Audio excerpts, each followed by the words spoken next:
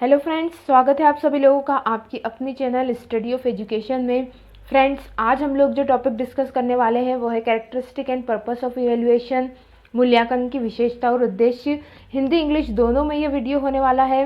हमारा NTA UGC net paper 1 का ये नया टॉपिक है, तो हम इसे डिस्कस कर रहे हैं। इसके पहले हमने इसका previous topic that is the evaluation पे ही जो बेस्ड है, मेजरमेंट और इवेल्यूएशन में क्या डिफरेंस है, कि क्या की पॉइंट है उनके डिफरेंस के, ठीक है, ये जाना था।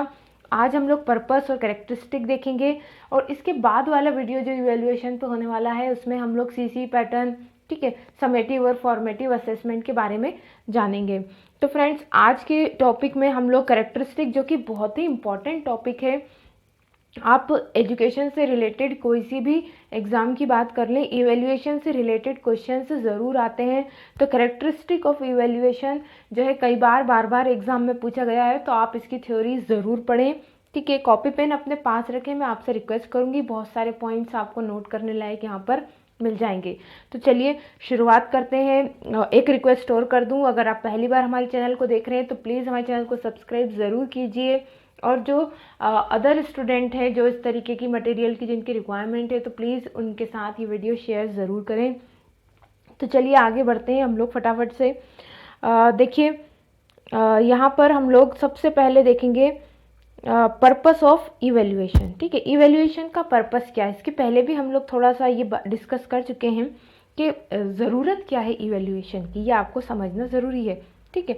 तो जब भाई बच्चे को आपने पढ़ाया है तो वो क्या पढ़ा क्या नहीं पढ़ा ये आपको समझ में तो आना चाहिए। कैसे समझ में आएगा, जब आप उसको इवैल्यूएट करेंगे, ठीक है। तो सबसे पहली बात तो इसको हम देख लें, motivating and directing the learning. बच्चे को मोटिवेट करके रखने के लिए और उसकी लर्निंग को डायरेक्ट करने के लिए इवैल्यूएशन की ज़रूरत पड़ती है, ठीक है। सपोज बच्चे, हम जिस डायरेक्शन में सिखाना चाह रहे हैं, बच्चा अगर नहीं सीख पा रहा है उस डायरेक्शन में, आपको कैसे पता पड़ेगा कि नहीं सीख पा रहा है? आप उसको इवैल्यूएट करेंगे, ठीक है।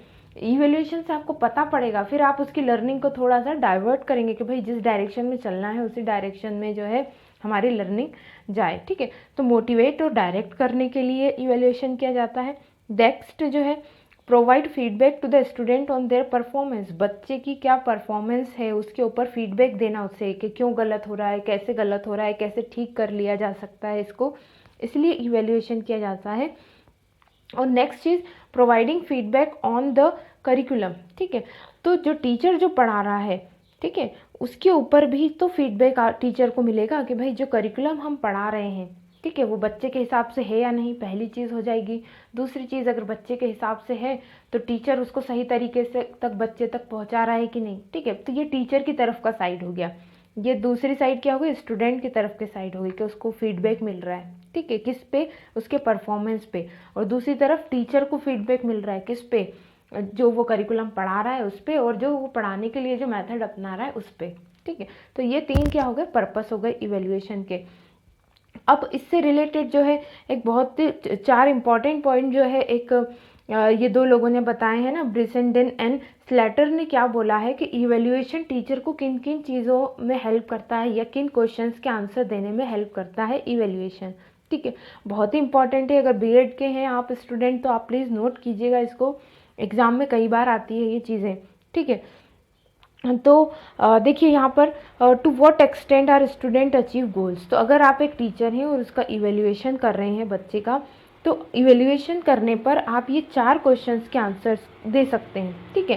पहला, to what extent are student achieve goals. तो किस हद तक बच्चे ने अपने गोल को अचीव किया है, ठीक है। अगर आप इवैल्यूएशन करेंगे तो बच्चे को ये पता पड़ पाएगा। दूसरी चीज़, how should I allocate class time for the current topic.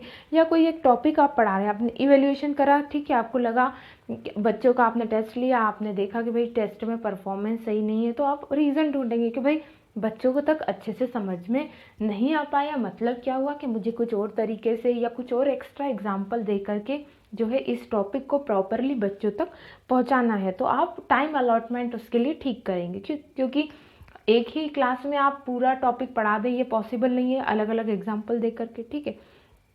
Third है, can teacher teach topic in some more efficient और इफेक्टिव वे। या फिर आपको ये आंसर मिलेगा कि क्या भाई मैं इसको और अच्छे तरीके से या कोई और इफेक्टिव मेथड से इसको मैं पढ़ा सकता हूँ या पढ़ा सकती हूँ, ठीक है। ये आंसर आपको मिलेगा किससे, जब आप इवेल्युएशन करेंगे। नाउ नेक्स्ट है, व्हाट पार्ट ऑफ कोर्स और unit are student finding most valuable, या बच्चे किस पार्ट को ज़्यादा इम्पॉर्टेंट पा रहे हैं आप जो पढ़ा रहे हैं उसमें। ठीक है, तो ये चार चीज़ों के आंसर एक टीचर को मिलते हैं जब वो इवेल्युएशन करता है तो। ठीक, चलिए आगे बढ़ते हैं हम लोग। कैरेक्टरिस्टिक बहुत इंपॉर्टेंट पॉइंट है इसका। Now characteristic of evaluation. ठीक है, यहाँ पर मैंने रेड में किया हुआ है, इसको एक्सप्लेन किया हुआ है आगे, तो फटाफट से देख लेते हैं इसको। कैरेक्टरिस्टिक ऑफ इवेल्युएशन, क्या क्या मुख्य बातें हैं इवेल्युएशन की। पहला, it is a comprehensive process. ये हमने पहले भी देखा था जब हम डिफरेंस समझ रहे थे इवेल्युएशन और मेजरमेंट के। ठीक है, एक कॉम्प्रहेंसिव या हम बोल सकते हैं होलिस्टिक प्रोसेस है, जिसमें कि हम क्या क्या इवेल्युएट करते हैं, cognitive, affective and psychomotor domain, तीनों को ही हम एक बच्चे के तीनों डोमेन को जब हम असेस करते हैं, है ना, जब उसको इवेल्युएट करते हैं तो वो क्या कहलाएगी, कॉम्प्रहेंसिव प्रोसेस। यहीं से निकल कर आया है CCE, कंटिन्यूस कॉम्प्रहेंसिव इवेल्युएशन। ठीक है, मतलब लगातार पूरी तरीके से इवेल्युएट करने वाली प्रोसेस। ठीक है, नाउ नेक्स्ट है डिस्क्रिप्टिव प्रोसेस। डिस्क्रिप्टिव कैसे कह रहे हैं, देखिए हम एक पर्सनालिटी की, एक बच्चे की एक पर्सनालिटी की हर एक एस्पेक्ट को हम देख रहे हैं, मेंटल भी देख रहे हैं, अफेक्टिव भी देख रहे हैं, साइकोमोटर डोमेन को भी उसके जो है हम इवेल्युएट कर रहे हैं। मतलब एक बच्चे को पूरी तरीके से इवेल्युएट करा जा रहा है। ठीक है, उसके हर एक पर्सनालिटी के हर एक पहलू को जो है देखा जा रहा है। तो डिस्क्रिप्टिव फॉर्म में हो गई, वर्णनात्मक फॉर्म में हो गई। ठीक है, तो इवेल्युएशन कैसा है, डिस्क्रिप्टिव है। नेक्स्ट है, it is a social process. ठीक है, ऐसा नहीं कि बस टीचर और बच्चे तक ये चीज़ सीमित है। सोशल प्रोसेस कैसे, जैसे कि जब आप किसी की पर्सनैलिटी को असेस करते हो तो टीचर तो आपको जज कर ही रहा है ना, आपको ऑब्जर्वेशन के अंतर्गत हैं आप। ठीक है, आप एक बच्चे को आप ऑब्जर्व कर रहे हैं। दूसरी चीज़, आप उसके दोस्तों से भी बात करेंगे उसको इवेल्युएट करने के लिए। तीसरी चीज़, उसके पेरेंट्स से भी बात करेंगे।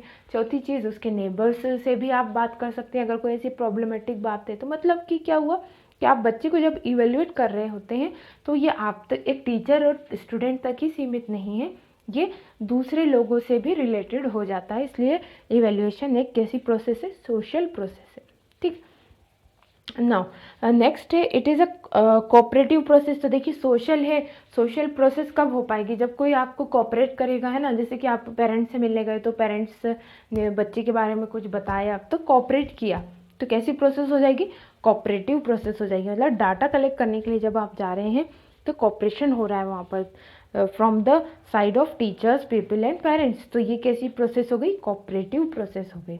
ठीक है, चलिए आगे बढ़ते हैं। नेक्स्ट है कैरेक्टरिस्टिक ऑफ इवेल्युएशन में, it is a decisive process and it is the most important point और कैरेक्टरिस्टिक ऑफ द इवेल्युएशन। ठीक है, कैसी प्रोसेस है, डिसिसिव प्रोसेस है, मतलब निर्णयात्मक प्रक्रिया है। इवेल्युएशन करने के बाद आपको पता पड़ेगा कि भाई बच्चा किस स्तर पर है, क्या उसके लिए अब हमको फर्दर डिसीजन लेने हैं। ठीक है, क्या वो उस प्रॉपर लेवल तक पहुंच गया है तो हम उसको आगे की क्लास में प्रमोट कर दें या उसको आगे के कॉन्सेप्ट पढ़ाएं। किसी भी चीज़ पर आप इवेल्युएशन को लागू कर सकते हैं। क्लास बढ़ाना हो, मतलब कि एक क्लास से दूसरी क्लास में प्रमोट करना हो, तब भी इवेल्युएशन किया जाता है। या फिर जैसे कि कोई एक टॉपिक पढ़ाया जा रहा है, आपने पढ़ाया और बच्चों का टेस्ट लिया, अगर आपको समझ में आ गया कि हाँ भाई बच्चों को ये समझ में आ गया, तो आप उसके ऊपर का कॉन्सेप्ट पढ़ाएंगे।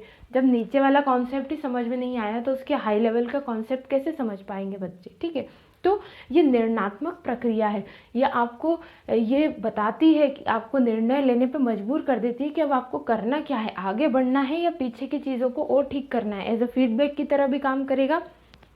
ठीक है, तो ये कैसी प्रोसेस है, इवेल्युएशन कैसी प्रोसेस है, डिसिसिव प्रोसेस है। आप निर्णय लेने में आपको सक्षम बनाती है कि what you have to do next.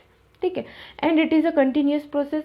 जैसा मैंने आपको बताया था भाई, कंटिन्यूस कॉम्प्रहेंसिव, मतलब कि हमेशा चलने वाली। ऐसा नहीं कि जब मेन एग्ज़ाम चल रही है तभी जो है आपका इवेल्युएशन हो रहा है।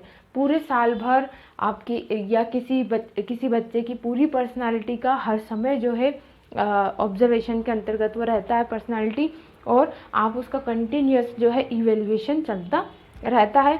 और साथ ही नेक्स्ट इम्पॉर्टेंट पॉइंट मैंने बताया था आपको कि इवेल्युएशन के अंतर्गत मेजरमेंट भी आता है। ठीक है, जैसे हमने बात करी थी कि रिपोर्ट कार्ड्स वगैरह में क्या होता है, सभी तरीके की आपकी मेंटल एबिलिटी, आपके अफेक्टिव डोमेन है ना, वैल्यूज़, ये सब कंसीडर्ड होती है। तो जब आपकी कॉग्निटिव डोमेन की बात होती है तो वहाँ पर जब जो टेस्ट किया जाता है, मतलब कि आपकी एग्ज़ाम ली जाती है, तो ऑब्वियस सी बात है कुछ नंबर्स आपको अलॉट किए जाते हैं, ठीक है, किसी सब्जेक्ट में या टॉपिक में। तो जब नंबर अलॉटमेंट होता है तो वो क्या कहलाता है, मेजरमेंट कहलाता है। इसलिए इवैल्यूएशन क्या है, एक ब्रॉड टर्म है, इसके अंतर्गत मेजरमेंट भी आता है। तो फ्रेंड्स, ये थे कैरेक्टरिस्टिक्स ऑफ इवैल्यूएशन। नेक्स्ट जो हमारा वीडियो होने वाला है उसमें हम लोग टाइप्स ऑफ इवैल्यूएशन के बारे में डिस्कस करने वाले हैं, जो कि बहुत ही ज़्यादा इंपॉर्टेंट टॉपिक है और बहुत ही जल्द मैं उसको लेकर के आने वाली हूँ। वो वीडियो थोड़ा लेंदी सा होगा क्योंकि कई टाइप्स ऑफ इवैल्यूएशन होते हैं। जल्दी मिलते हैं नेक्स्ट वीडियो में, तब तक के लिए best of luck and good bye.